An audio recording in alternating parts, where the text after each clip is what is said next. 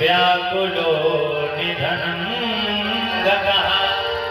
अब किसी के मुख में अगर गरम गरम अंगार डाल दिए जाए तो कैसे तड़प तड़प करके मरेगा। तड़प तड़प करके वहीं पर आज उस धुंधकारी का अंत हो गया। वैश्याओं ने उसी के घर में गड्ढा किया और गड्ढा करके वहीं पर तोप करके वहीं से जितनी भी वैश्याएं थी, जितना भी धन था, सब लेकर के निकल गई। इधर धुंधकारी का क्या हुआ, उजड़ गया हर तोर से आशाओं का खेत, वहीं धुंधकारी हुआ महाभयानक भेद।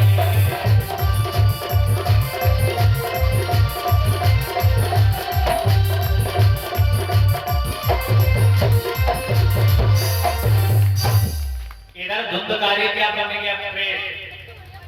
अच्छा, गौकर्ण जी को जैसे पता चला कि हमारे भाई की मृत्यु हुई है तो गंगा गौकर्ण प्रयाग गया, कई जगह जाकर के अपने भाई का श्राद्ध किया।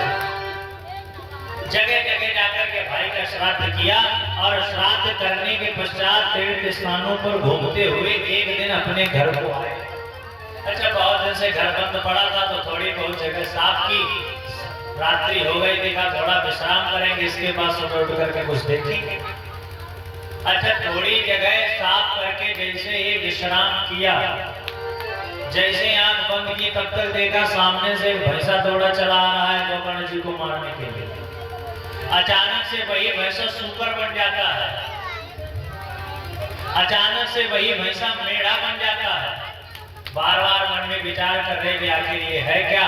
तुरंत ही हाथ में जल लेकर के, अभिमंत्रित जल करके जैसे उस प्रेतात्मा के ऊपर छिड़का, तुरंत ही वह प्रेतात्मा बोल पड़ा, अहम भ्रातात्मधीयोऽस्मि धुंधुकारीति नामतः स्वकीयेनैव दोषेण ब्रह्मत्वं नाशितं मया। वो प्रेत बोल पड़ा। प्रेत वैसे बोलते नहीं, आजकल लोगों के ऊपर भूत बहुत आते हैं और भूत आते हैं तब वो बोलते भी हैं। भूत कभी बोलते नहीं है। भूत तो आते हैं, मान लीजिए सही है, लेकिन भूत आकर के बोलते नहीं। जैसे ही अभिमंत्रित करके जल मारा, तुरंत ही बोल पड़ा कि अहम भ्रातात्मधीयोऽस्मि, मैं तुम्हारा ही भ्राता हूँ, मेरा नाम धुंधकारी है, मेरा जन्म तो ब्राह्मण कुल में हुआ, लेकिन अपने कर्मों की वजह से मैं प्रेत बन गया। गौकर्ण जी ने कहा, जब हमने सुना तो हमने गंगा गौकर्ण प्रयाग गया, न जाने कहां कहां तुम्हारा श्राद्ध करवाया और फिर भी तुम्हें मुक्ति नहीं मिली। तो उस प्रेतात्मा ने कहा, महाराज ये तो आप ही जाने कि आखिर हमको मुक्ति क्यों नहीं मिली। अब यहाँ पर ध्यान देने बहुत ही विशेष योग्य बात है। उसी गोत्र को पढ़ करके श्राद्ध दे रहे हैं, पिंडदान कर रहे हैं, लेकिन गौकर्ण का जो भाई है वो तो धुंधकारी है ही नहीं। धुंधकारी किसका बेटा है? धुंधली की बहन का, यानी कि मौसी जी का बेटा है। तो मौसी जी की जिस घर में शादी हुई होगी तो मौसी जी के बेटे का गोत्र अलग हो जाएगा कि नहीं। आज भी अगर बेटों को सामने खड़ा कर दिया जाए तो ज्योतिष में इतनी क्षमता है, वो बता देगी कि ये बेटा तुम्हारा है किसी और का है। ये सामर्थ्य किसमें है? ये हमारे वेद शास्त्र ज्योतिष में सामर्थ्य है कि दो बालक खड़े कर दिए जाए, पूछ लिया जाए कि आपका है कि नहीं है, तो गणित के द्वारा, ज्योतिष के द्वारा बता दिया जाएगा ये बालक तुम्हारा है कि नहीं है। जिसे पूछना हो वो दोपहर में आए, दरबार लगाया जाए। अब वो तो अपना भाई समझ रहे हैं, इसीलिए धुंधकारी का वहां पर उद्धार नहीं हुआ। आपको मन में विचार ने प्रार्थना की, तुभ्यं नमो जगत साक्षी मुक्ति में ब्रूहि हेतुकम, हे सूर्य भगवान आप ही बताइए कि हमारे भाई का उद्धार कैसे होगा। सूर्यदेव ने कहा कि अगर भाई का उद्धार ही चाहते हो तो श्रीमद्भागवतः लाभः सद्गीता सुखादिवे। तो 7 गांठ की एक बांस में स्थान दे दिया कि आप यहाँ पर बैठ करके कथा को सुने। धीरे धीरे जैसे कथा का एक दिन हुआ तो एक बांस की जो गांठ थी वो टूट गई। धीरे धीरे दूसरा दिन हुआ तो दूसरी बांस की गांठ टूट गई। ऐसे जैसे जैसे 7 दिन हुए, 7 दिन होते होते उस जो बांस था वो बीच से फट करके आधा आधा हो गया। तुरंत ही उसमें से दिव्य रूप रख करके एक पुरुष प्रकट उत्पन्न हुआ। पीतवासा घनश्याम मुकुटे कुंडलान्वितः, पीले पीले वस्त्र पहने हैं, कानों में कुंडल है, माथे पर मुकुट है, हाथों में बढ़िया प्रकार से बाजूबंद पहने हुए है। देखते ही देखते एक विमान आया और विमान ने उस पार्षदों को उतर करके पार्षद ने उस पुरुष को विमान पर बैठा लिया। ये काहे के बल पर है? भागवत जी के बल पर। अच्छा, जैसे विमान जाने लगा तो लोगों ने प्रश्न कर दिया, महाराज कथा तो हमने सुनी थी, तो धुंधई कार्य के लिए कैसे विमान आया? हमारे लिए भी आना चाहिए ना। तो पार्षदों ने बताया कि कथा सुनने के भी कई सारे प्रयोजन होते हैं। कोई इस प्रकार से कथा सुनने आता है, जैसे मान लो शिव शक्ति धाम की कथा है, चलो चल करके अपना समय दे देते हैं, बहुमूल्य समय थोड़ा दान कर देते हैं। कोई इसलिए आता है कि नहीं भाई हम कमेटी में जुड़े, हमें जाना तो पड़ेगा, समझे। कोई इसलिए आता है कि अगर नहीं जाएंगे तो ऐसा ना कोई माता जी का प्रकोप हो जाए। कोई इसलिए कथा में आता है ऐसा ना हो अगर हम ना जाए तो पुजारी जी से हमारी नाराजगी हो जाए। कोई इसलिए आता है कि चलो चल करके देखेंगे पांडाल की व्यवस्था कैसी क्या है, रुपया जो लिया था वो सही से खर्च किए हैं कि दबा के बैठे। कुछ इसलिए आता है चलो कुछ साउंड वाले की गलती निकालें, कुछ इसलिए आते हैं कि चलो संगीत वालों की गलती निकालें, कुछ पंडित जी की गलती निकालने के लिए आते हैं, नहीं तो कुछ देखने के लिए आ जाते हैं, चलो देखे बाद में चले आएंगे। और कुछ होते हैं जो केवल और केवल कथा सुनने के लिए आते हैं। तो विमान इतने लोगों के लिए नहीं, केवल कथा सुनने वालों के लिए ही आएगा। भीड़ बढ़ाने वालों के लिए विमान नहीं आएगा। तो धुंधकारी मोक्ष पद को प्राप्त हुआ। गोकर्ण जी ने पुनः कथा प्रारंभ की और जैसे ही कथा प्रारंभ की 7 दिन होने के पश्चात सभी लोगों ने मन लगा करके कथा सुनी और मन लगा करके कथा सुनने के पश्चात सभी लोगों के लिए विमान आया और सभी लोग मोक्ष पद को प्राप्त हो गए। इसीलिए तुम भी ध्यान से कथा सुनो, तुम्हारे सबके लिए विमान आएगा बढ़िया से एकदम तैयार, लड़ियां उसमें लगी हुई बढ़िया से, या ना डीजल खत्म हो जाए ऐसा वाला नहीं, एकदम जो मन की गति से विमान चले। सबके लिए विमान आएगा, बस ध्यान लगा के कथा सुनो। विमान का मतलब ही है विगतः माना यस्य सा विमाना, कि कथा को सुनने के पश्चात आपके अंदर की ममता, आपके अंदर का अहंकार मिट जाए। समझ लो तुम विमाने पे बैठे, इसी को कहते हैं विमान। और वो सज करके तुम्हारे लिए स्प्लेंडर नहीं आएंगे जिस पर तुम बैठ के जाओगे। आपके अंदर का अगर विमान चला जाएगा समझ लीजिए आपको विमान मिल गया। जैसे ही आज गोकर्ण जी ने कथा सुनाई, विमान आए, सभी लोग गए। ऐसा बताया जाता है अयोध्या वासिना पूर्वम यथा रामेण संगतः तथा कृष्णेन ते नीता गोलोकम योगी दुर्लभम। जिस प्रकार भगवान राम 14 वर्ष का वनवास व्यतीत करने के पश्चात आए थे, तब लोगों ने घी के दिए जला करके भगवान की वंदना की थी, तभी से दीपावली मनाई जाने लगी। ठीक उसी प्रकार से आज नारायण प्रकट हुए और कृष्ण ने ले जाकर के गोकर्ण जी को हृदय से लगा लिया, बार बार आशीर्वाद दिया, कहा कि आप यहाँ रह करके हमारा भजन पूजा पाठ करें, अंततो गत्वा गोलोक में आप निवास करें आकर। अच्छा, जैसे ही नारद जी ने ये पूरी कथा सुनी, नारद जी ने कहा आपने तो ब्रह्मांड के साथ कथा सुनाई, अब आप इस कथा पर थोड़ा सा ध्यान दें। ये कथा मजा के लिए नहीं है, नहीं तो धुंधले की कहानी सुन लिए, गोकर्ण की कहानी सुन लिए तो बड़ा तुम्हें मजा आया, नहीं, ये हमारी और आपकी कहानी है। कहानी में क्या था, तुंगभद्रा नदी के किनारे एक ब्राह्मण रहते हैं जिनका नाम है आत्मदेव।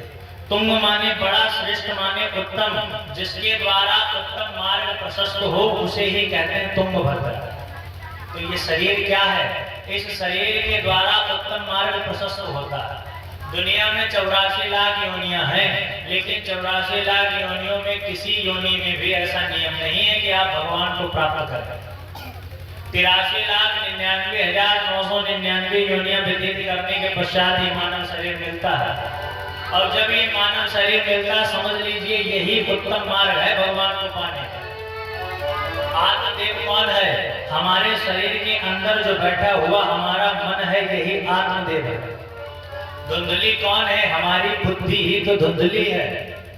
मन तो कहता है कि चलो भगवान का भजन करेंगे, धुंधली जो बुद्धि है वो कहती नहीं चलो मोमोज खाएंगे चल करके, हम तो भगवान का भजन नहीं करेंगे। अब आपने अगर धुंधली को अपने पत्नी को कंट्रोल में कर लिया तो समझ लीजिए पूरी दुनिया तुम्हारी मिट्टी है। और पत्नी ने कहीं तुम्हें कंट्रोल कर लिया तो फिर पत्नी जाने तुम्हारा क्या करेगा। जिसकी जिसकी है हमें पता होगा। अब कैसी है? सबको पता होगा।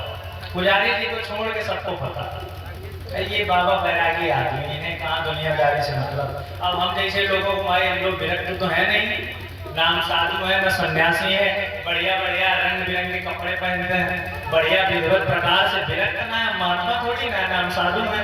जैसे आप लोग वैसे हम लोग, बस कथा सीख लिए जो तुम्हें सुना रहे थे सुन रहे, कल को आप सीखे तो आप सुनाए। तो हम सब एक ही श्रेणी में आएंगे, लेकिन पुजारी जी हम लोगों से अलग रहेंगे। बाबा हैं, विरक्त हैं, दुनियादारी से कोई मतलब नहीं। तो इस शरीर के द्वारा ही आप भगवान को प्राप्त कर सकते हैं। और अगर मन पे कंट्रोल हो गया, बुद्धि पे अगर आपका जो नियंत्रण है अच्छा है, तो समझ लीजिए आपके धुंधकारी नहीं होगा, आपकी गौकर्ण होगा। और अगर कहीं धोखे से धुंधकारी हो गया तो सब तुम्हारा बना बनाया मामला चौपट कर देगा। नारद जी ने जैसे ये कथा सुनी, नारद जी ने कहा महाराज अब तो आपने बहुत बढ़िया बात बताई, लेकिन ये भी बता दो, आदमी आजकल ये तो सोचता है कथा कराएंगे, लेकिन कथा की जब व्यवस्था देखता है तो डर जाता है कि पता नहीं कैसे कैसे करवा पाएंगे। साहब बहुत गरीब है, घर में खाने को नहीं है, पैसा है तो नहीं है, तो कैसे कथा कराएं। कथा में तो भाई 50,000 खर्च होते हैं, पंडित जी आएंगे, मोटी दक्षिणा लेंगे, तब जाके कथा हो पाएगी। और व्यवस्था में भी पैसा खर्च होता है। फिर शंकराचार्यों ने बताया कि कथा किस प्रकार से करानी चाहिए। विवाहे या दशम वित्तम तादृशम परिकल्पयेत्। जिस प्रकार से एक पिता अपनी बेटी का विवाह करता है, ठीक उसी प्रकार से इस कथा को करवाना चाहिए। जैसे मान लीजिए हमारे पास पैसा है, हम बहुत अमीर हैं, अब हम अपनी बेटी के विवाह में 5 लाख का केवल भोजन बनवाएंगे, 10 लाख का बढ़िया गेस्ट हाउस बुक करवाएंगे, 50 लाख उसे दहेज देंगे। अब मान लीजिए हम दुनिया के सबसे गरीब आदमी हैं, तुम अपनी बेटिया का विवाह भाई 1 लाख में पूरा करवा देंगे, हमारे पास पैसा नहीं। तो इसी प्रकार से कथा करवानी चाहिए। कथा ऐसी करवाओ जो आपके सामर्थ्य के अनुसार हो। जिस प्रकार से जैसे बेटिया का विवाह होता है तो अगल बगल में हर जगह कार्ड बंटवाए जाते हैं, इधर उधर जितनी भी दुश्मनी होती है सब भुला दी जाती है कि नहीं चलो कोई बात नहीं, बेटिया का विवाह है, चल करके थोड़ा कार्य हम भी करवा। ठीक उसी प्रकार से कथा होनी चाहिए कि जब भी कथा हो तो अपने जो भी आपके किसी न किसी बात के कारण आपका वाद विवाद हुआ हो तो वो सब भूल जाओ। जब तक 9 दिन कथा रहे तब तक सब अपना संबंध बना करके एकता का भाव रखो। 9 दिन बाद फिर लड़ाई चालू कर लो मन में। वैसे तो ये होना नहीं चाहिए। वजह से मान लो हमारी कथा में लड़ाई ज्यादा होती रहती है, कथा चालू लड़ाई चालू, तो लड़ना बैठना नहीं चाहिए। आराम से शांति का भाव बना करके कथा सुनो, इसमें ज्यादा आनंद आएगा। बोले महाराज दूसरा प्रश्न, कथा सुननी कैसे चाहिए? तो आपने बता दिया कथा कैसे करवानी चाहिए। बोले कथा कैसे सुने? बोले अगर आपको कथा सुननी है तो कथा सुनने के कई अलग अलग नियम हैं। पहला नियम क्या है? बोले कथा सुनते समय जब तक कथा चले तब तक घी पी करके कथा सुनो।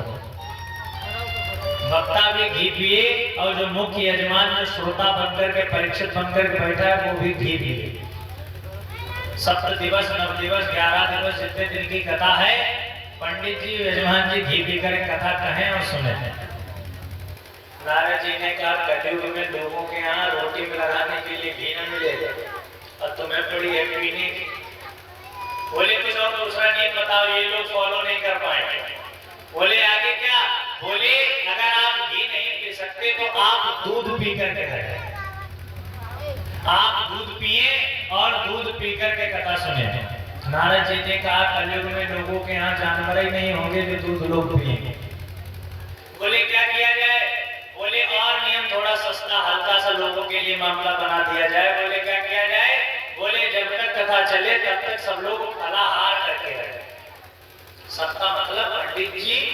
और जो मुख्य यजमान है परीक्षित, सबके लिए नियम ना है, चाहो तो सब लोग फॉलो करो, अच्छी बात है, फलाहार करें। बोले महाराज हमें तो बहुत भूख लगेगी, हम फलाहार कैसे करेंगे? बोले हो सके तो एक टाइम भोजन करो, कथा सुनो।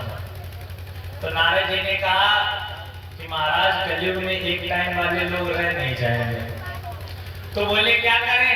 बोले जहां कथा हो वहीं पर गैस सिलेंडर उठा के ले आओ, बनाते जाओ, खाते जाओ, पंडित जी भी खाएं, तुम भी खाओ, आराम से खाते पीते कथा चलने दो। और इससे ज्यादा नियम सरल क्या बनेगा?